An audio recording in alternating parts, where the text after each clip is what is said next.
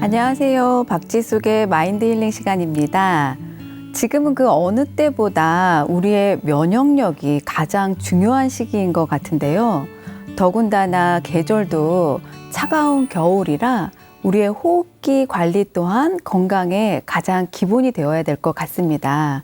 그래서 오늘은 우리의 호흡기를 윤택하게 관리하고 면역력을 잘 유지시켜 줄 수 있는 비법을 함께 나눠주실 박사님과 이야기를 나눠보도록 하겠습니다.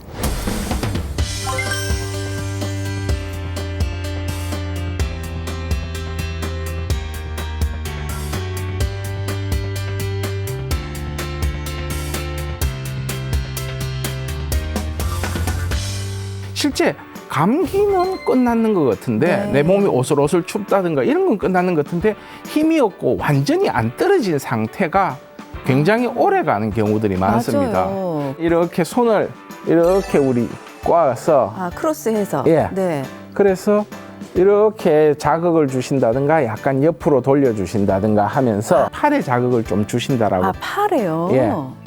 이 알레르기가 비록 있더라도 내 몸에 불편한 증상으로 나타나지 않도록은 충분히 치료해 줄 수 있단 말이죠.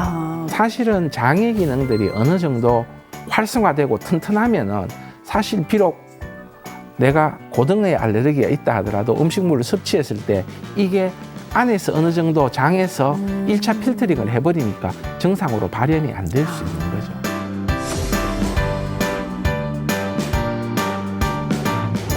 안녕하세요, 원장님. 반갑습니다. 예, 안녕하십니까. 간단하게 자기소개 부탁드릴게요. 예, 저는 대구에서 한의원을 하고 있고요.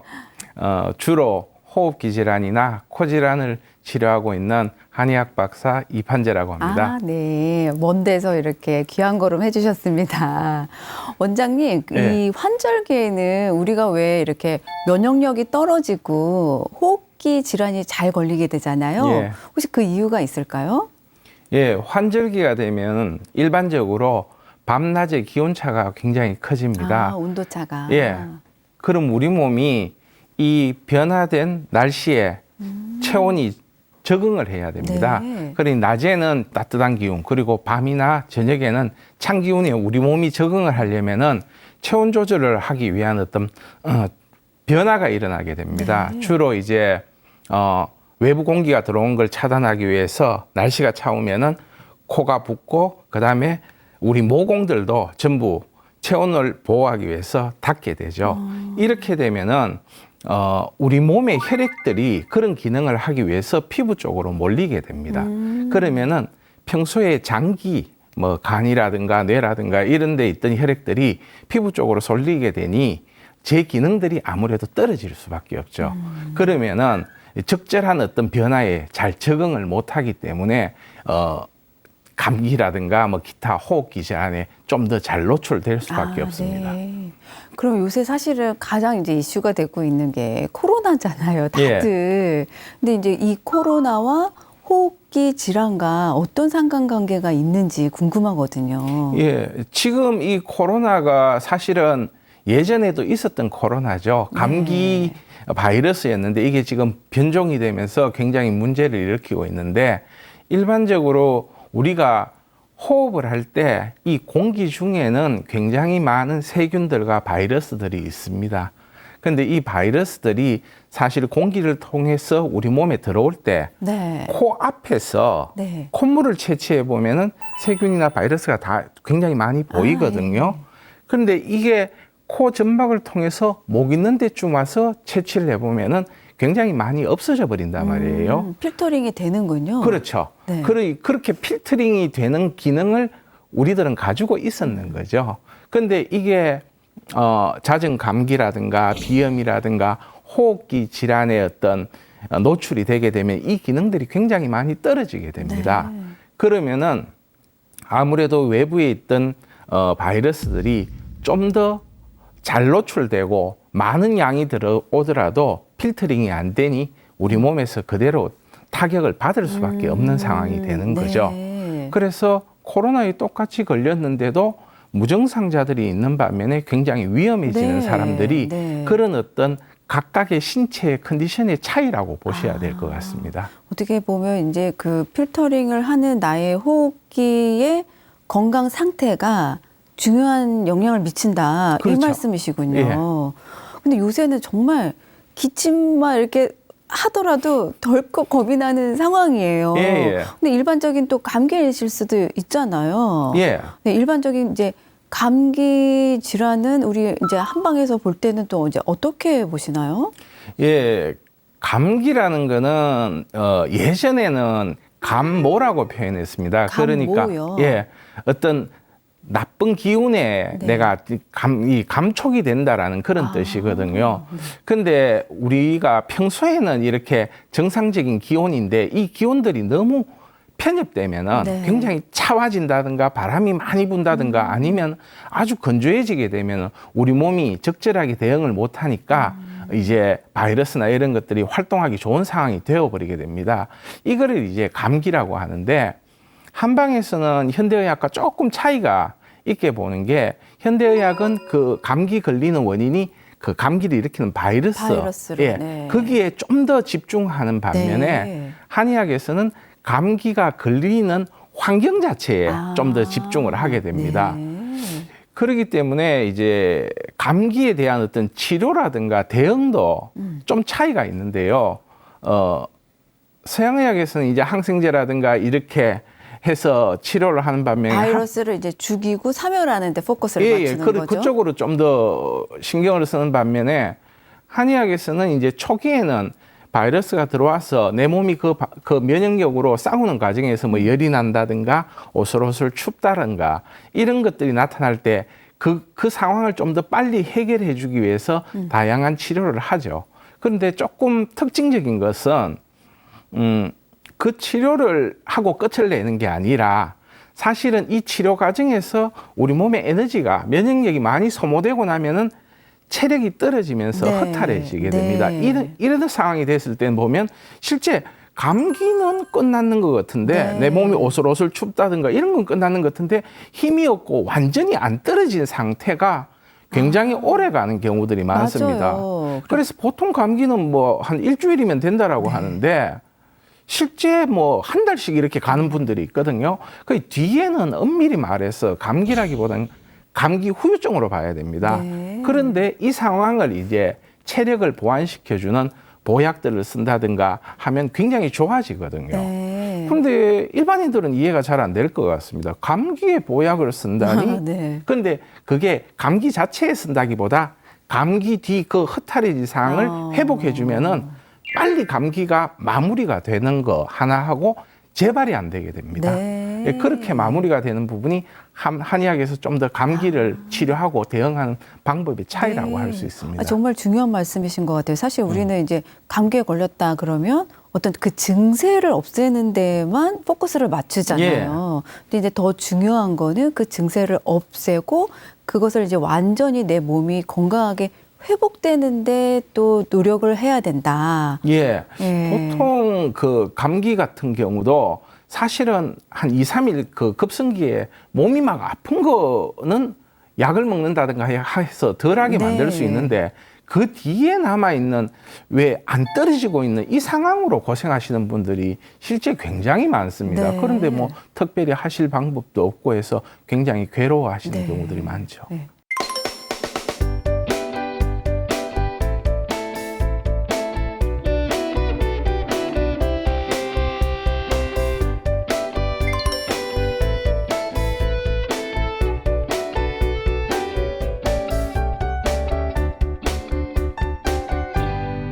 그러면은 이제 우리가 사실 앞서도 말씀드렸듯이 뭐 뭐니 해도 감기가 됐든 비염이 됐든 지금은 가장 면역력이 제일 중요한 시기인 예. 것 같아요. 그래서 우리가 이제 일상에서 현대인들이 우리가 면역력을 잘 유지하고 증진시키기 위해서는 어떤 도움이 되는 방법들이 있을까 궁금한데요.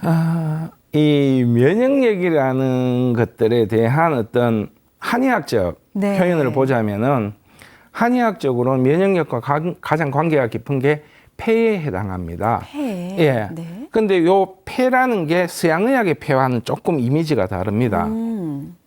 자, 한의학에서 폐라는 부분을 한번 빼보면은 우리 앞에 보이는 호흡하는 코, 네. 코에서부터 숨을 쉬는 인후, 기관지, 폐 전체, 네. 그리고 피부도 폐로 봅니다. 네. 그러니까 이 전체가 외부 공기와 접하는 부위들이고요. 이 부분들이 얼마나 적절하게 튼튼하게 제 기능을 하느냐가 면역력이 좋아지느냐 나빠지느냐의 문제인 거죠. 아. 그런데 이 면역력을 또 하나로 정의를 하자면 우리 몸에 기운이 있잖아요. 뭐 네. 기운이라는 말들은 네. 한국인들한테 익숙한 단어들이니까. 그런데 기운에도 종류가 여러 가지가 있습니다. 뭐 원기, 그다음에 정기 이렇게 이야기를 하는데, 원기는 타고나는 어떤 내 몸의 기운이고 선천적인 면역을 의미합니다. 이거는 튼튼하게 타고나느냐 약하게 타고나느냐는 정해지는 거고요. 타고나는 거죠. 그렇죠. 그냥. 근데 후천적으로 정기라는 거는 네. 내가 음식을 먹는다든가 습생을 한다든가 이런 걸 통해서 유지할 수 있는 부분들입니다. 뭐 정답은 여러분들도 다 아시는 내용들입니다. 일단 내 몸의 전기를 보존하기 위해서는 좋은 거 먹어야 되고, 좋은 공간에서 호흡해야 되고, 스트레스 받지 말아야 되는 거고, 그런 것들이 다 적절하게 조합이 이루어졌을 때 그게 면역력이 좋아지는 것이죠.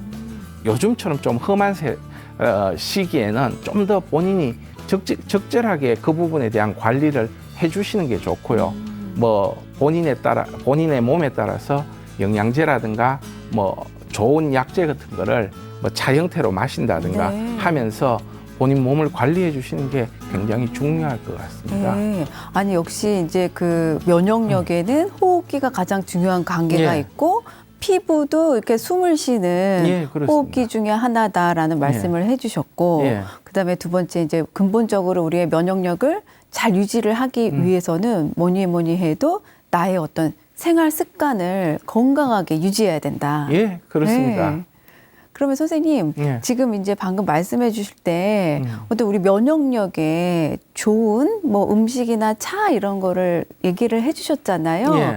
구체적으로 우리가 어떤 뭐 한약재를 이용한다든지 해가지고 면역력을 잘 건강하게 유지할 수 있는 뭐 차 같은 거 만든 방법 같은 게 있을까요? 예, 일반인들이 많이 아는 내용들인데, 네. 첫 번째는 저는 이제 갈근 칡이라고 하죠. 아, 칡이요. 갈근 차를 이제 한번 권해드리고 싶은데, 이 갈근은 피부의 어떤 기운들을 발산시킨다든가 열을 떨어뜨려 준다든가 이런 데 되게 좋고, 또 위장도 되게 편안하게 해주는 네. 약재입니다. 네. 그래서 이 칡을 차 형태로 달여가지고 드시는 것도 굉장히 좋은 것 같습니다. 아.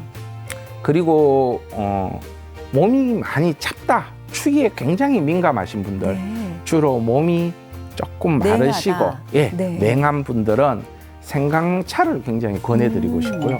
생강차를 따뜻하게 해가 드시면은 속도 따뜻해지고 말초까지 혈액순환이 잘 됩니다. 그래서 손발이 차가운 것을 막아줄 수 있는데, 생강차가 조금 맵고 위장에 맛이 자극이 좀, 네. 예, 된다 싶으면은 대추를 약간 섞어서 아. 대추가 부드러우니까 네. 그렇게 드시는 것도 굉장히 좋고요. 하수오차는 몸에 기운을 많이 보태주는 네. 그런 차기 때문에 하수오차도 굉장히 좋습니다. 그리고 호흡기에는 뭐 뭐니 해도 오미자차. 아, 네. 오미자차는 오미를 가지고 오장을 골고루 보호해주니까 네. 굉장히 많은 도움이 될 수 있습니다. 그리고 주로 이제 가래라든가 천식 기운이 좀 있다 이러면은 네. 도라지 네. 가장 좋죠. 아, 도라지를. 기침을 하거나 기관지 쪽에 이제. 예. 네. 그리고 조금 그 기침을 하는데 가래가 잘 나오지 않고, 막 가래가 있는 것 같은데 잘 나오지 않고 뭐 이렇게 하시는 분들. 마른 가래가 있다라는 네. 느낌이 드신다면은 배가 굉장히 좋습니다. 배요. 예, 배에다 꿀을 약간 엮어서 네. 넣어서 뭐 푹 삶아도 되고 드셔도 되고, 그랬을 때 굉장히 효과가 좋습니다. 아, 지금 다 말씀해 주시는 것들이 우리 그냥 흔히 일상 가정에서 예. 얼마든지 활용할 수 있는 것들로 말씀을 해주셨네요. 예, 제가 이렇게 경험해 보면은 사실은 여러 방송이나 다른 데서도 이런 이야기를 하면은 네. 들을 때는 끄떡끄떡 하시는데, 사실 이걸 매일 드시는 분들 맞아요. 굉장히 드뭅니다. 네. 그래서 크게 막 한 며칠 내가 열심히 먹고 효과를 봐야지 이렇게 생각하지 마시고 그냥 친구처럼 편안하게 1년 365일 꾸준히 드신다고 생각하시면은 이게 처음에는 이게 방송에서 저렇게 이야기하는데 효과가 있을까 없을까 하는데 이게 어느 순간 되면은 꾸준히 효과가 나타나서 본인의 몸을 유지해 주는 걸 느끼거든요. 그러니까 사실은 차 드시는 거는 제가 꼭 한번 이야기해 드리고 싶은 게 그냥 기간을 뭐 일주일, 열흘 이렇게 생각하지 마시고 한 달, 두 달 좀 꾸준히 그냥 친구처럼 습관처럼 마시는 걸로 한번 해보십시오. 굉장히 효과 볼 수 있습니다. 우리가 운동을 뭐 한두 번 해가지고 효과가 있는 게 아닌 것처럼 차도 일상에서 그냥 식이요법 하듯이 매일 꾸준히 드시면 내 몸에서 이제 그때 발휘를 한다. 일주일 열흘 만에 효과 보려면 병원 가셔야죠. 네, 맞습니다. 선생님, 근데 이제 또 선생님께서 가지고 계신 어떤 우리 막힌 코를 뻥 뚫어주는 그 기공체조가 있으시다고요? 예, 이렇게 손을 이렇게 우리 꽈서 크로스해서. 네. 그래서 이렇게 자극을 주신다든가 약간 옆으로 돌려주신다든가 하면서 여기를 이 팔을 최대한 이렇게 돌렸다 이렇게 풀었다 하면서 이 팔에 자극을 좀 주신다라고. 팔에요? 네. 그렇게 해주시게 되면은 이 손에 우리 삼양경과 삼음경이라는 이 경혈들이 흐르거든요. 이 경혈이 자극을 받게 되죠.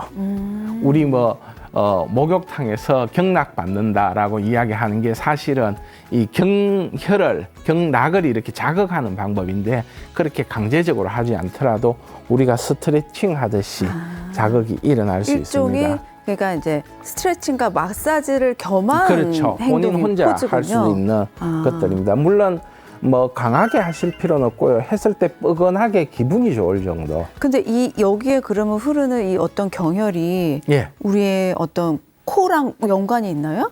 폐경락이 흐르고요. 폐경락이 흐르고 그다음에 대장경 경락도 흐릅니다. 장이랑 대장경 경락도 흐르게 되고 심장과 관계된 경락도 흐릅니다. 그리고 이 경락들이 이 팔에서 뻗어서 얼굴 주변으로 퍼지기 때문에 얼굴 주변에 어떤 열기도 가라앉혀주고 코도 뚫어주고 기능들을 좀 더 활성화시켜 준다라고 아주 단순한 동작 같은데 효과는 그냥 만점이군요. 그렇게 하시고 이 동작을 하든 이렇게 하시든 뭐 보통 우리가 이렇게 옆으로 돌려주게 되면은 이 좌우가 또 자극을 받게 됩니다. 그러면은 간경이라는 부위, 간하고 담경이 자극을 받게 됩니다. 그러면은 혈액순환이 굉장히 좋아지죠. 그리고 우리 몸의 어떤 간의 해독 작용들이 좋아지니 피부라든가 몸의 전체적인 어떤 상황들이 좋아질 수 있습니다. 그래서 이렇게 꼬우는 상태 아니면 이렇게 잡은 상태에서 좌우로 돌려주는 동작들을 해주시는 게 도움이 됩니다. 또 다른 하나는 그냥 쉽습니다. 팔을 해서 이렇게 들어 올려주시는. 기지개 피듯이. 위로 이 천장으로 이렇게 해주시게 되면은 이렇게 해서 상체 부분이 자극을 받기 때문에 폐경이 좀 더 좋아집니다. 폐경이 좋아진다라는 것은 호흡기가 좋아진다라는 거죠. 그렇게 하시고 그다음에 뭐 팔을 뒤로 해가지고 가슴을 펴주시는 운동들 이렇게 뒤로 손잡고 그런 동작들도 가슴에 이렇게 자극이 되기 때문에 호흡기가 굉장히 많이 자극을 받을 수 있습니다. 보통 우리가 현대인들이나 아니면은 나이가 드실수록 자꾸 상체가 앞으로 기울고 그다음에 어깨가 안으로 말려 들어가면서 이 호흡의 폐활량이라든가 호흡기의 범위가 좁아지게 되거든요. 이런 것들이 팔을 이렇게 뒤로 제낀다든가 위로 올린다든가 하면 궁극적으로는 가슴 쪽에 상체 쪽에 어떤 이렇게 뒤로 제끼면서 가슴을 펴는 그런 자극들이 같이 일어나기 때문에 하시는데 하실 때 기공체조라고 했기 때문에 꼭 이렇게 호흡에 좀 더 신경을 쓰십시오. 하시면서 막 손에 신경 쓰고 호흡 허허 이렇게 급하게 하지 마시고 차라리 동작이 조금 덜 되더라도 호흡이 편안하게 쭉 내쉬고 들으시고를 편안하게 해주시다 보면은 평소에 본인이 신경 안 쓰고 이렇게 호흡하실 때보다 호흡도 길어지고 호흡량도 많아지게 됩니다. 그리고 호흡량이 많아지면 되게 마음이 편안하게 가라앉으면서 좀 편안한 어떤 몸이 릴렉스되는 그런 느낌들을 느낄 수가 있게 되죠. 지금 듣고 보니까 기공체조라는 게 나의 호흡을 이제 천천히 편안하게 조절을 하면서 어떤 이제 그 액션을 취하는 동작을 같이 하는 예. 거네요. 핵심은 호흡이지 네. 액션에 너무 신경 쓰다가 호흡이 흐트러지는 것보다는 네. 호흡에 신경을 쓰고 액션은 서서히 뭐 완성시켜 나가시면 되기 때문에 처음에 좀 안 되더라도 막 동작을 이렇게 저렇게 고민하지 마시고 호흡에 좀 더 신경 쓰면서 릴렉스하는 그런 어떤 네. 편안해지는 느낌을 가지시는 게 굉장히 도움이 더 됩니다. 그러니까 그렇게 하면은 우리의 교감신경이랑 부교감신경도 이제 밸런스가 잘 그렇죠. 맞아지게 될 것 같네요. 예, 그렇게 되게 됩니다. 아, 네.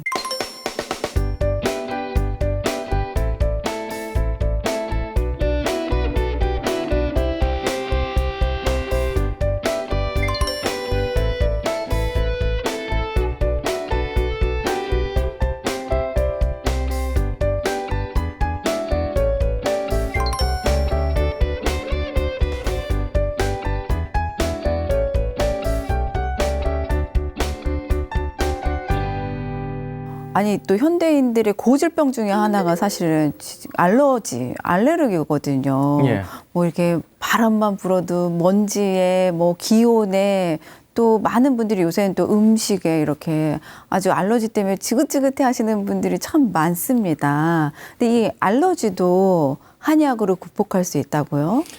예, 이 알러지라는 이 개념이 실제는 한 1906년도에 네. 오스트리아 의사에 의해 가지고 좀 됐는데 뭐 알로스라고 글이 쓰는데 변형된 이런 뜻입니다. 그래서 좀 정상적이지 않고 이상한 어떤 과민한 어떤 반응들이 일어나서 네. 이 개념이 일어나게 됐는데 그 뒤로 이제 계속 관심을 가졌는데 실제 이 한국도 문명이 급속하게 이렇게 우리가 산업 사회가 발달되기 전까지는 사실은 크게 의미가 없었습니다. 그런데 지금 이거 2000년 넘었으면서 거의 매년 10%씩 환자들이 증가되고 알러지 있습니다. 환자들이요. 예. 그래서 현재는 거의 4명 중에 1명이 알러지를 가지고 있는 상태. 네. 대한민국 국민들의.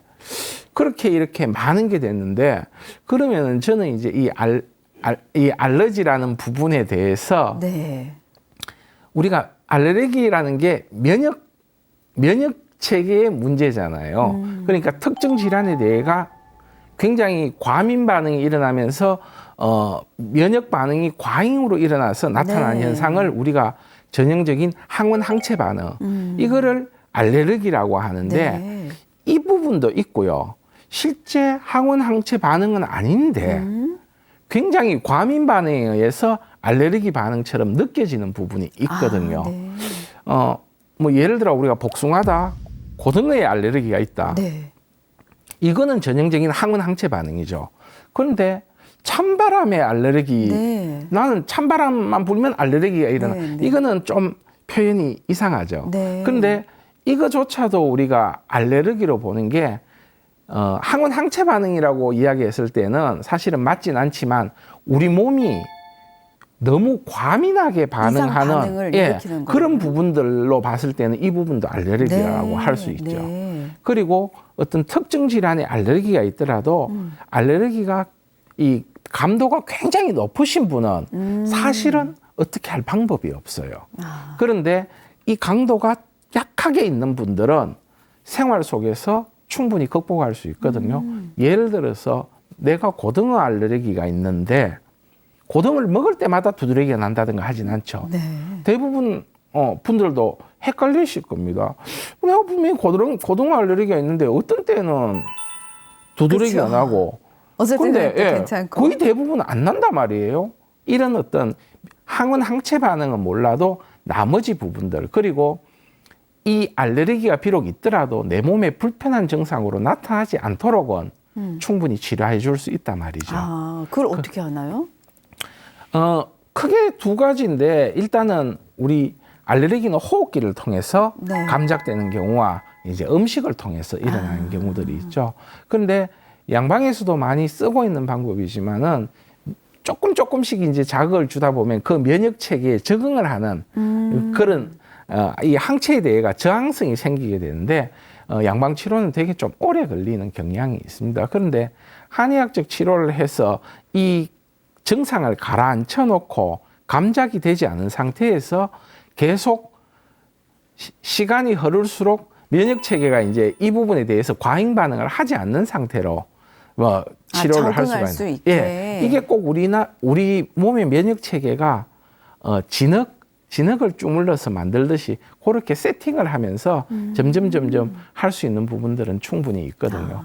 그리고 아까 제가 말했듯이 항원 항체가 반응이 아닌 과잉 반응으로 네, 일어나는 네. 부분들이라면은 충분히 어떤 우리가 습생을 통해서 또 치료를 통해서 충분히 극복할 수 있는 부분들이고요. 또 이 부분들이 정신적인 거하고 되게 많이 밀접하게 연관이 스트레스? 되는 거죠. 네. 예. 그러니까 뭐 예를 들어서 내가 고등어를 먹고 난 뒤에 분명히 안 좋은 반응이 있었다라는 게 그 상황을 더 증폭시키는 거죠. 이런 증폭되는 어떤 소위 말해서 거품이 일어나는 부분은 증상이 그 항원에 노출되어도 증상이 나타나지 않는 그런 자신감이 생긴다면은 네. 충분히 극복될 수 있는 부분이고 없어질 수 있는 부분들입니다. 그거를 계속 본인들도 생활 속에서 무조건 피할 게 아니라 약간씩 이제 노출되고 또 증상을 다른 장이라든가 다른 면역 기능들을 회복시켜서 적응을 하다 보면은 충분히 생활하는데 지장이 없을 정도로 생활하실 수는 있습니다. 그러니까 우리가 되게 일상적으로 많이 겪고 있는 알러지인데 치료법은 정말 다양하군요. 뭐 예. 음식이 됐든 듣고 보니까 또 어떤 우리의 어떤 기억을 훈련하는 인지 훈련도 또 포함되어야 될 것 같고. 예, 사실 지금 우리가 알레르기에 대한 뭐 서양의학이든 현대의학이든 굉장히 많은 도전을 하고 있지만 사실은 이 정신적인 부분에 대한 어떤 시도는 거의 하지 않고 있는데 네. 이 부분은 조금 더 연구를 하고 극복할 부분이고 실제 뭐 체면이나 네. 명상의학을 통해서 알레르기를 극복한 케이스들이 많이 나오고 있기 네. 때문에 그런 부분들은 조금 뭐 관심을 가지고 보시면 좋을 것 같습니다. 네, 아니 저도 주변에 이제 알러지 갖고 있는 친구들이 몇 명 있는데 그 친구들 보면 항상 음식을 먹을 때 나 이거 먹으면 알러지 생기면 어떡하지? 또 병원 가면 어떡하지? 맨날 이러면서 먹더라고요. 근데 그 두려움과 긴장, 그 마음 자체가 또 더 병을 말씀 듣고 보니까 증폭시킬 것 같습니다. 조금 더 예민한 부분이 이제 장. 네. 우리 음식을 먹었을 때 음식을 먹고 소화를 하고 흡수되는 소장에서 흡수할 때 사실은 어느 정도 정리를 좀 해준단 말이죠. 좋은 영양소는 흡수하고 내 몸에 필요 없는 건 내보내고 또 과잉 반응이 일어나는 거는 우리 몸에 유익한 유산균들이 대응을 해주고 이렇게 해서 정리를 좀 해주게 되는데 장의 밸런스가 깨져가지고 유익한 유산균들이 많이 부족하다든가 네. 이렇게 되고 유해한 유산균들이 좀 많을 때는 이런 어떤 필터링 작업을 장에서 못 해주기 때문에 좀 더 민감하게 알레르기가 일어나거든요. 그래서 사실은 장의 기능들이 어느 정도 활성화되고 튼튼하면은 사실 비록 내가 고등어에 알레르기가 있다 하더라도 음식물을 섭취했을 때 이게 안에서 어느 정도 장에서 1차 필터링을 해버리니까 정상으로 발현이 안 될 수 있는 거죠. 그러니까 장이 건강하더라도 우리가 이제 비록 알러지를 갖고 있다 하더라도 장이 건강하면 그 빈도와 횟수가 줄어들 수 있다. 그렇죠. 그렇게는 충분히 가능합니다. 네. 그래서 만약에 알레르기가 있으신 분은 장에 대해서 조금 더 공부하고 관심을 신경 가져보는 게 쓰셔야겠네요. 굉장히 도움이 될 것입니다. 그러니까 사실 뭐 예전에는 의학이 어떤 뇌의 관점에서 중심이 됐다면 요새 이제 장의 패러다임으로 넘어가고 있잖아요, 선생님. 네. 그러면 우리 그 알러지뿐만이 아니라 면역력에 있어서도 장을 건강하게 유지시키는 거는 정말 중요한 일 같습니다. 예, 최근에 뭐 거의 우리 면역력의 60%가 네. 장에서 일어난다라고 이야기를 하고요. 하니까 보통 음식을 우리가 섭취를 하고 또 그게 소화돼서 분해되는 과정에서 얼마만큼 장이 제 역할을 해주느냐가 굉장히 중요한 거죠. 그럼 우리 현대인들이 장을 건강하게 유지시키는 것이 어떻게 보면 건강의 예. 기본인데 장을 그렇게 건강하게 유지하려면 어떻게 해야 될까요? 여러분들 다 아는 내용입니다. 네. 섬유질 많이 먹고 네. 왜냐하면은 섬유질이 우리 몸에 유익한 유산균들이 번식할 수 있는 좋은 환경들을 제공해 주잖아요. 그렇기 때문에 섬유질을 많이 드셔야 됩니다. 아무리 좋은 거 먹고 해도 네. 유산균들이 번식을 하고 편안하게 생활할 수 있는 환경이 안 되면 그쵸. 자꾸 죽어나가겠죠. 네. 그래 그렇기 때문에 일단은 제가 봤을 때는 식사라든가 할 때 섬유질 섭취에 굉장히 신경을 많이 써주시고 지금 뭐 좋은 유산균 막 찾아서 드시는 거 굉장히 좋습니다. 좋지만은 그 유산균들을 내가 먹었다 하더라도 그 유산균이 잘 살 수 있는 환경을 위해서는 섬유질이 굉장히 중요하죠. 아, 네. 그리고 뭐 항생제라든가 인스턴트 식품은 조금 피하시는 게 좋겠죠. 아무래도 네. 장을 자극하고 장에 유익한 균들의 밸런스를 깰 수 있기 때문에 그리고 그거 해주시고 그다음에 단백질 같은 것도 너무 과잉으로 섭취하게 되면은 얘가 잘 분해가 안 된다든가 갑작스럽게 분해되는 과정에서 가스를 만든다든가 황화수소를 만든다든가 이렇게 되면은 배가 가스가 찬다든가 막 빵빵해지고. 예, 네. 가스 차고 그다음에 방귀 냄새가 굉장히 네. 독해지고 이거는 분해가 제대로 안 됐다라는 거죠. 그런 상황이 될 수 있는 거죠. 그렇기 때문에 뭐 음식을 골고루 드시는 것도 좋고 그다음에 조금 섬유질 많은 거 항상 챙겨 드시고 이렇게 하시는 게 굉장히 중요할 것 같습니다. 네, 현대인들은 아무래도 섬유질 섭취가 부족할 수밖에 없는데 그걸 더 신경 써서 많이 먹어줘야겠네요.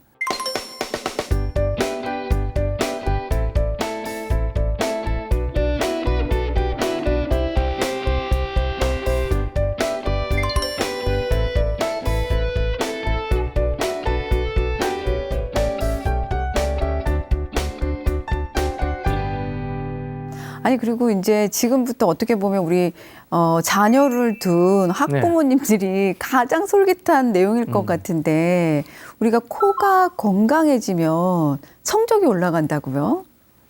예, 코라는 기관이 되게 좀 신기한 부분이 있습니다. 우리 오감이라고 했을 때 후각이 네. 들어가죠. 들어가고 코라는 건 이제 공기를 들어 마시고 호흡을 하는 기관으로 우리가 네. 알고 있는데 코는 냄새를 맡는데 이 후각신경이 우리 몸의 신경 중에 1번 신경이죠. 네. 가장 1번에 배치되어 네. 있고 또 지금은 굉장히 많이 퇴화된 신경입니다. 우리가 생활하면서 오감 중에 가장 많이 쓰는 게 시각, 청각인데 후각은 메인 주 신경은 아니다 말이에요.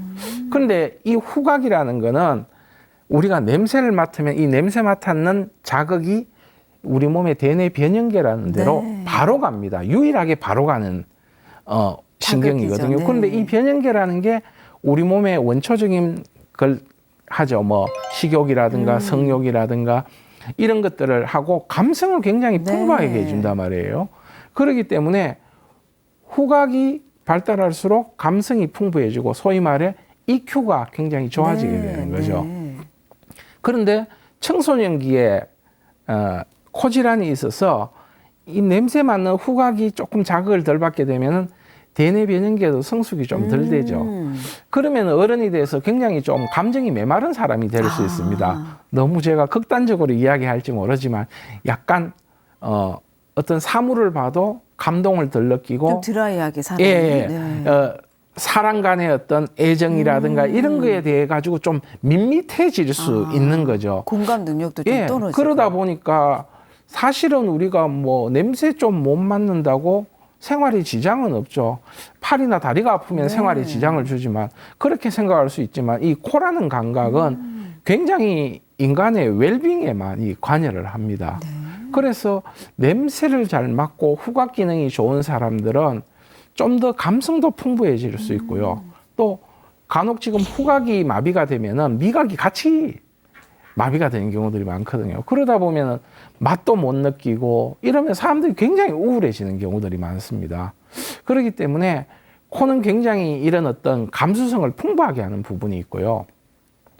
제가 왜 이 코가 감수성을 풍부하게 하냐 하면은 대부분 분들이 이제 머리가 좋다라고 하면은 기억력이 좋은 거하고 좀 헷갈릴 수 있습니다. IQ를 생각하죠, 그냥. 그렇죠. 우리나라 교육들이 또 그걸 강요해 왔고 네. 그런데 사실 뭐 이 머리가 좋다라는 거는 뇌의 세포수가 많다든가 뇌가 큰 거하고는 별로 상관이 없습니다. 뇌 세포 하나하나가 서로 얼마나 많이 네트워킹을 네. 하느냐가 관건이거든요. 그런데 이런 어떤 네트워킹이 잘 되기 위해서는 코가 이 자극이 잘 되고 감성이 풍부해지면 이런 것들이 훨씬 활성화될 수 있습니다. 그리고 아무래도 그런 어떤 감각적인 부분이 좋아지는 사람일수록 자극을 많이 받으니까 충분히 머리가 좋아질 수 있는 거죠. 우리는 흔히 이제 뭐 머리가 좋아지는 운동하면 뭐 손이나 뭐 아니면 몸을 움직여서 하는 운동 등으로 이렇게 뇌를 자극하는 것만 생각했는데 우리 원장님 말씀을 듣고 보니까 정말 이 호흡기를 건강하게 유지하는 것도 나의 아이들의 뭐 나는 물론이거니와 자녀들의 어떤 EQ와도 정말 많은 관계가 있고 아이들의 감정 상태에도 아주 직접적인 영향을 미칠 수가 있는 거네요. 예. 그러면 이제 이 코가 건강해지면 우리 아이가 머리가 좋아진다라고 얘기할 수 있는데 그럼 천재가 될 수 있는 건가요? 그 부분은 좀 우리가 일반적으로 아는 수재라고 하는 사람들이 아주 이제 공부도 잘하고 뛰어난 분들이죠. 우리가 소위 말하는 지금 우리가 천재라고 하면은 수재를 많이 이야기하는데 이런 부분들은 오감의 자극을 많이 받을수록 개발이 잘 되고 특히 나이가 어릴 때 뭐 극단적으로는 만 3살 이하 그다음에 한 9살, 10살까지 얼마만큼 오감에 대한 자극을 잘 주느냐가 사실은 두뇌 발달에 훨씬 도움이 된다라고 알려져 있죠. 그럼 우리 아이들을 비록 천재는 아니더라도 수재를 만들 수 있는 예. 그 뇌 건강법 5가지를 알려주신다고요, 선생님? 예. 첫 번째는 아침을 꼭 먹어라라고 이야기를 아침을 합니다. 먹어라. 예. 보통 우리가 저녁을 한 7시쯤 먹죠. 네. 그리고 자고 아침에 일어나면 요새 학생들은 학교를 일찍 가도 6시면 거의 11시간 가까이 갑니다. 그런데 우리 영양분이 그만큼 오래 가지는 않거든요. 그래서 아침에 일어나게 되면 사실은 우리 몸은 당이 많이 부족한 상태가 됩니다. 여기서 아침까지 안 먹게 되면은 너무 당이 부족한 시간이 오래 가는 거죠. 그렇기 때문에 간단하게라도 꼭 아침을 먹어야 됩니다. 맛이 없더라도 네. 물론 가볍게라도 네. 그래서 당을 좀 보충해 주는 게 뇌가 재기능을 할 수 있는 하나의 방법이 되겠죠. 첫 번째는 예. 아침을 먹어줘라. 예. 성장하는 아이들에게는. 예. 네. 두 번째는 잠을 충분히 자라는 겁니다. 네. 보통 수험생들이 거의 잠을 잘 못 자지 않습니까? 너무 수면이 부족하죠. 예. 그리고 요새 뭐 초등학생들도 거의 12시대가 네. 자는 경우들이 많은데 잠이 굉장히 중요한 게 자는 동안에 낮에 활동했던 모든 뇌세포들이 사실은 정리를 하면서 네. 휴식을 하는 네. 시간이죠. 그리고 당분이 들어가서 그동안에 손상됐던 뇌세포도 회복을 시키고 이렇게 좀 정리 시간인데 이 정리 시간이 너무 짧게 되면은 사실은 뇌가 계속 제 기능을 할 수가 없겠죠. 그래서 꼭 잠은 좀 충분히 자라라는 이야기도 해드리고 싶고요. 그 다음에는 적절한 영양 섭취를 하셔야 됩니다.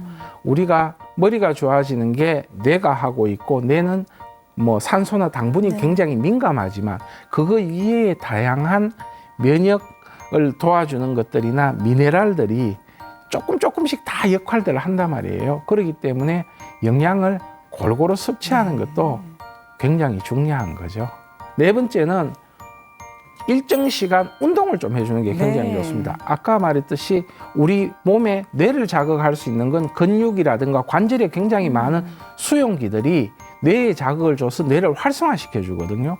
그런데 하루 내내 앉아가지고 뭐 책을 본다든가 하면 효율이 도리어 떨어집니다.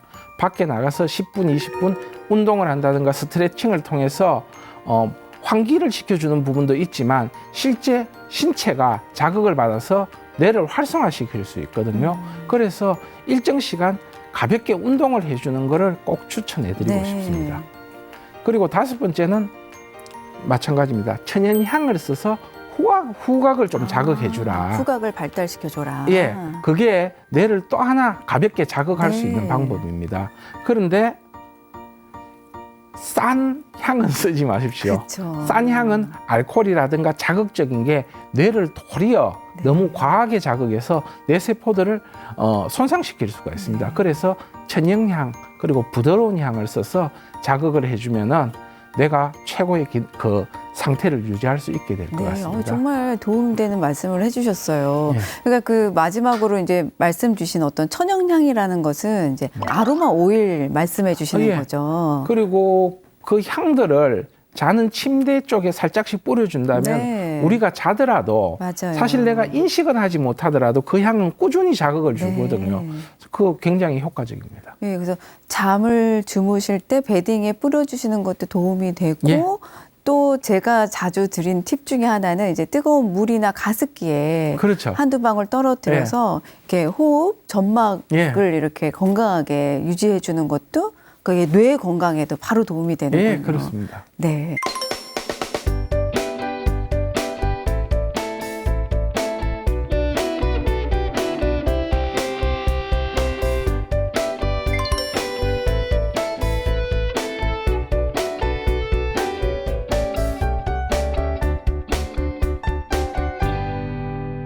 그럼 선생님 마지막으로 지금은 이제 우리가 어떤 뇌를 건강하게 해주는 방법 5가지를 알려주셨는데 예. 그러면 코를 또 건강하게 유지하는 법 6가지가 있으시다고요? 예. 첫 번째, 찬 기운에 너무 오래 노출되면 안 됩니다. 아, 그렇기 때문에 마스크를 하신다든가 해서 조금 외부 공기를 한번 걸러주시는 게 도움이 되고요.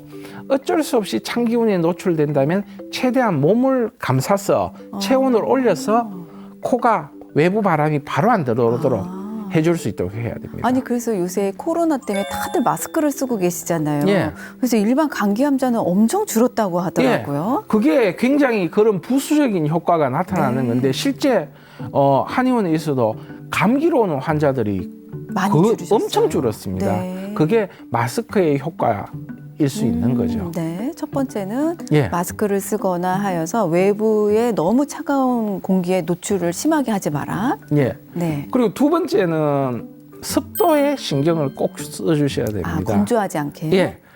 코는 피부에서 분화된 변형된 형태입니다. 그러다 보니까 피부 관리하고 코 관리는 거의 같다라고 생각하시면 됩니다. 네. 그러니까 공기가 어차피 들어오는데 건조한 공기가 들어와서 말라버리게 되면은 코가 제 기능들을 할 수가 없습니다. 네. 그래서 코는 축축하게 해줄수록 도움이 됩니다. 네. 그래서 우리 목욕탕 가서 뜨끈뜨끈한 김 나오는데 네. 들어가서 이렇게 숨 쉬면은 코가 뻥 뚫리는 경우가 네, 많죠. 코가 촉촉해지잖아요. 반신욕해도 뻥 네. 뚫리죠. 그런 것들이 습도하고 연계돼서 몸도 따뜻해지고 습도가 좋아지기 때문에 그런 현상들이 생기는 거거든요. 우리는 피부를 건조하지 않게 유지하는 거에는 신경 쓰는데 코도 건조하지 않게.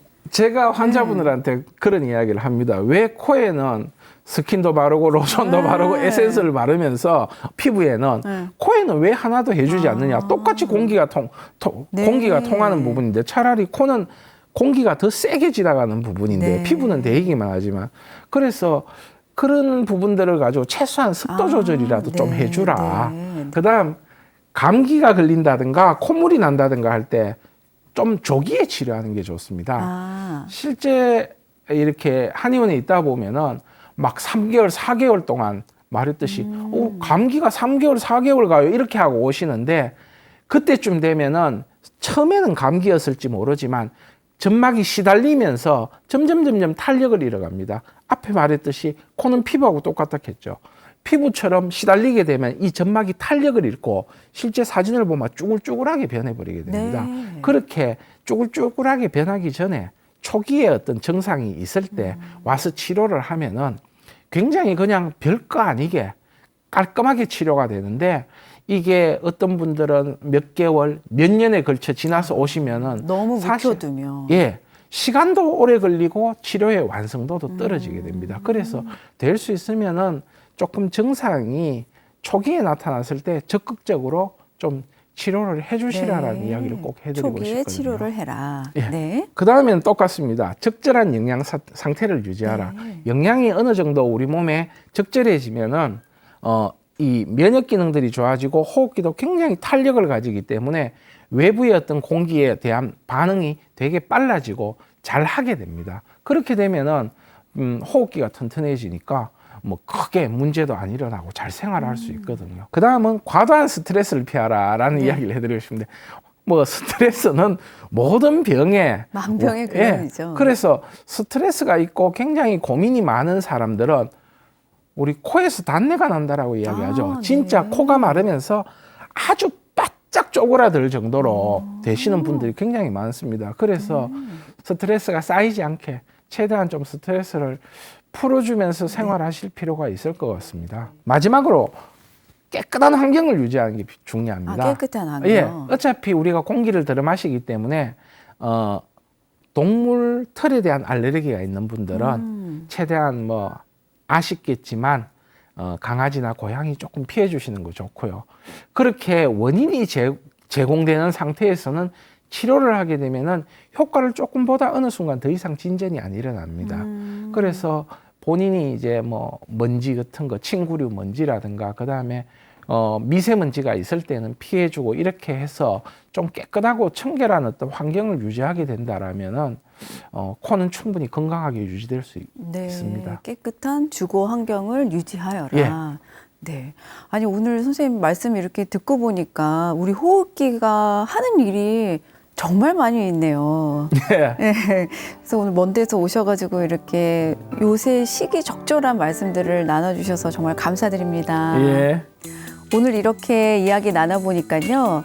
나의 호흡기를 윤택하게 관리하고 또 나의 생활 습관을 건강하게 잘 유지하여서 면역력을 항상 좋게 만드는 것은 나의 행복하고 건강한 생활에 가장 중요한 일이 될 것 같습니다. 여러분들도 오늘 배우신 팁들을 잘 활용하셔서 행복하고 축복 있는 삶 항상 함께 하시길 바라봅니다.